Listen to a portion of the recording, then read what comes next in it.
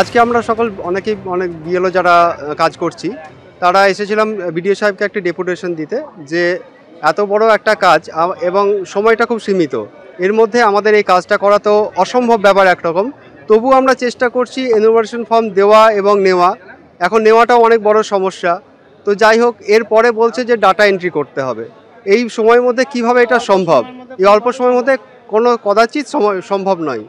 আমাদেরও তো একটা মানুষ, আমাদের একটা পরিবার রয়েছে, সেই দিকে আমরা 12 ঘন্টা পর্যন্ত কাজ করছি। আর কিভাবে সম্ভব? সকাল 9টায় বেরোচ্ছি, রাত্রি 9টায় ঢুকছি, ফোনের পর ফোন হচ্ছে। আমরা ফোন রিসিভ করব পাবলিকের না কাজ করব, আমরা কিছুই বুঝে উঠতে পারছি না।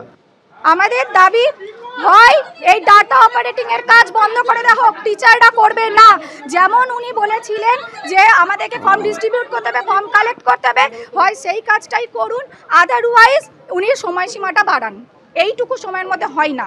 4 তারিখের মধ্যে, হ্যাঁ, ইনারা তো পারবেনও না, ইনারা তো মোবাইল খুলে তো বুঝতেও পারছেন না, এই বয়স্ক মানুষরা বুঝতেও পারছেন না। এই জিনিসটা উনি বুঝুন। আমাদের একটাই উনি আমাদের ব্যাপারটা বুঝুন। আমরা মানুষ, আমরা কম্পিউটার নয়, আমরা মেশিন নয় যে আমাদেরকে বলে দেওয়া হলে সাটা একবারে কম্পিউটারে কাজটা করে দিচ্ছি। ডাটা অপারেটিং এর কাজ আমাদের দ্বারা সম্ভব নয়, ওটা ডাটা অপারেটরদেরকে দিয়ে করান। এসআইআরের কাজ করানো রাজ্যের বহু জায়গায় এই বিক্ষোভের ছবি সামনে এসেছে। আর বিএলওদের এই বিক্ষোভ প্রসঙ্গে কুণাল ঘোষ কি বলেছেন শুনুন।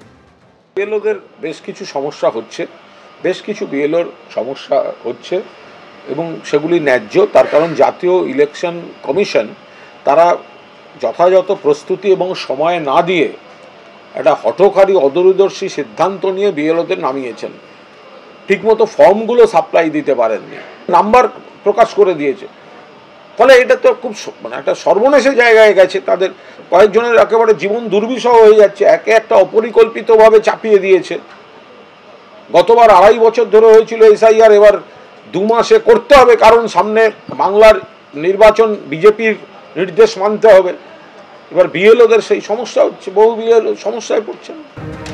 কলকাতাতে যে দাবিতে বিক্ষোভ দেখানো হয় সেই একই দাবিতে রামপুরহাটে বিডিও অফিসের সামনে বিক্ষোভ দেখান বিএলওরা। অতিরিক্ত কাজের চাপ, সেই সঙ্গে এনুমারেশন ফর্ম ডিজিটাইজ করার জন্য যে সময় লাগছে তা নিয়ে আগেই অভিযোগ জানিয়েছিলেন বিএলওরা। এবার কলকাতার পাশাপাশি রামপুরহাটেও বিক্ষোভ দেখালেন তারা।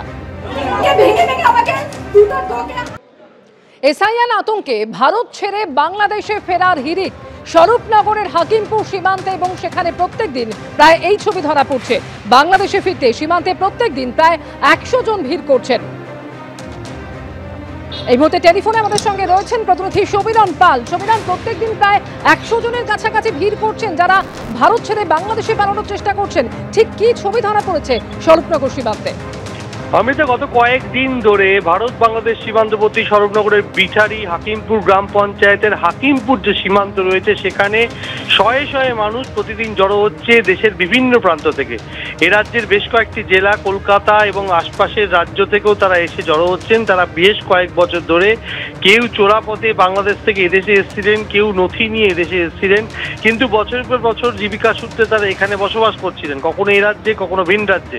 কিন্তু যেহেতু এসআইআর চালু হয়েছে আর সেই কারণে এসআইআর আতঙ্কেই তারা এদেশ ছেড়ে ওদেশে চলে যাচ্ছেন, এমনটাই তারা জানাচ্ছেন। এবং প্রত্যেক দিন সকাল থেকে প্রচুর মানুষের ভিড় হচ্ছে। যেটা প্রশাসন সূত্রে জানা যাচ্ছে, প্রতিদিন বিএসএফ এর পক্ষ থেকে 100 জনের নথি পরীক্ষা করে তাদেরকে রাতের দিকে বাংলাদেশের সীমান্তরক্ষী বাহিনী, BGB, Bangladesh border guard Bangladesh, তাদের হাতে তুলে দেওয়া হচ্ছে। এবং তার জন্য প্রতিদিন শয়ে শয়ে মানুষ ভিড় জমাচ্ছেন এই হাকিমপুর সীমান্তে। স্থানীয় পঞ্চায়েত বিঠারি হাকিমপুর তার তরফ থেকে বিভিন্ন বাজার কমিটিদের নির্দেশ দেওয়া হয়েছে যে যাতে দূর দূরান্ত থেকে আসা মানুষজনের খাওয়া দাওয়ার কোনো সমস্যা না হয় সে ব্যাপারে দেখভাল করতে। কিন্তু যারা ফিরে যাচ্ছেন তাদের বক্তব্য, তারা বছরের পর বছর এখানে থাকতেন, কেউ গ্যারেজে কাজ করতেন, কেউ বা অ্যাপ নির্ভর বাইক চালাতেন, বিভিন্ন পেশার সঙ্গে যুক্ত দেশের বিভিন্ন প্রান্তে, এমনকি রাজ্যের বিভিন্ন জেলা, কলকাতা এবং শহরতলি এলাকায় বসবাস করতেন। কিন্তু তাদের এদেশের কোনো নথি নেই। যেহেতু এ রাজ্যে এসআইআর চালু হয়েছে সেই কারণে তারা এসআইআর আতঙ্কে ভুগছিলেন। তার ফলেই তারা বাংলাদেশ সীমান্তে এসে বাংলাদেশে চলে যাওয়ার পরিকল্পনা নিয়েছেন। শয়ে শয়ে মানুষ জড়ো হচ্ছেন। প্রতিদিন 100-র কাছাকাছি মানুষজনকে বিএসএফ এর তরফ থেকে বাংলাদেশে পাঠানোর প্রক্রিয়া চালানো হচ্ছে। ধন্যবাদ সমীরা। বাংলাদেশে বাড়ি। যাচ্ছেন? বাংলাদেশে বাড়ি। আচ্ছা, বাংলাদেশে বাড়ি। হ্যাঁ। এখানে কোথায় ছিলেন এতদিন? বিরাটি থাকতেন, কোনো কাগজপত্র নেই? না। অবৈধভাবে থাকতেন? হ্যাঁ। এখন কি কোথায় যাচ্ছেন? বাংলাদেশে যাচ্ছে। থাকতেন এখানে? বিরাটি থাকতেন, সবাই বিরাটি থাকতো? না না। তারপরে কি কোনো কাগজপত্র নেই, আধার কার্ড আই কার্ড কিছু নেই, অবৈধভাবে থাকতেন? তারপরে এখন চলে যাচ্ছে। যেভাবে ভারত বাংলাদেশ সীমান্তে এই ছবি ধরা পড়ছে, প্রত্যেকদিন বহু মানুষ তারা ভারত ছেড়ে বাংলাদেশে চলে যাচ্ছেন। এই অবস্থায় এই নিয়ে তৃণমূলকে কটাক্ষ করে পোস্ট করেছেন অমিত মালব্য এবং সেই পোস্টে তিনি লিখেছেন, মমতা বন্দ্যোপাধ্যায় লালন পালন করা ভোট ব্যাংক পালাচ্ছে, এসআইআর এর চাপেই অনুপ্রবেশকারী বাংলাদেশি রোহিঙ্গারা পালাচ্ছে। স্বরূপনগরের ছবি প্রমাণ করছে বাস্তবে কি অবস্থা সত্য সামনে চলে এসেছে। তৃণমূলকে নিশানা করে এমনই পোস্ট করেছেন অমিত মালব্য। অমিত শাহের সঙ্গে পরামর্শ করে তারা আগে ঠিক করুন। যারা অবৈধভাবে কেউ যদি ঢুকে থাকেন তাহলে তো বিএসএফ ঢুকতেই দিয়েছে। তো ত্রিপুরায় ঢুকছে কি করে? রোহিঙ্গা ধরা পড়লো কি করে ত্রিপুরায়? তো বিজেপির রাজ্য। বাংলাদেশি ধরা পড়লো কি করে? বিজেপির রাজ্য। তো এখানে যদি কেউ ঢুকে থাকে একজনও, তার দায় এবং দায়িত্ব অমিত শাহ, স্বরাষ্ট্রমন্ত্রক, বিএসএফ। তো সুতরাং তারা অমিত শাহের সঙ্গে গিয়ে আলোচনা করুন। শুভেন্দুবাবু তো মাঝে মাঝে যান, তাদেরকে নিয়ে যান যে বিএসএফ কি নিয়ে তাদের ঢুকতে দিল, কিসের বিনিময়ে ঢুকতে দিল। সীমান্ত থেকে 50 কিলোমিটার তো বিএসএফ এর এলাকা। এবার বেহালা আর বালুরঘাট দু জায়গার ছবি আপনাদের দেখাবো। বেহালায় একতা যাত্রায় শুভেন্দু অধিকারী আর অন্যদিকে বালুরঘাটে সুকান্ত মজুমদার। সর্দার বল্লভভাই প্যাটেলের 150তম জন্মজয়ন্তী উপলক্ষে রাজ্য জুড়ে বিজেপির একতা যাত্রা।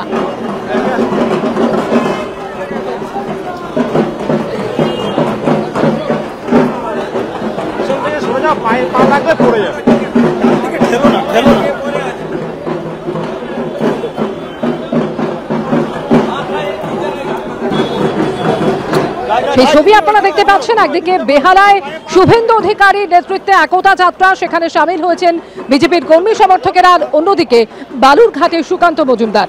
সর্দার বল্লভভাই প্যাটেলের 150তম জন্মজয়ন্তী উপলক্ষে রাজ্য জুড়ে বিজেপির একতা যাত্রা।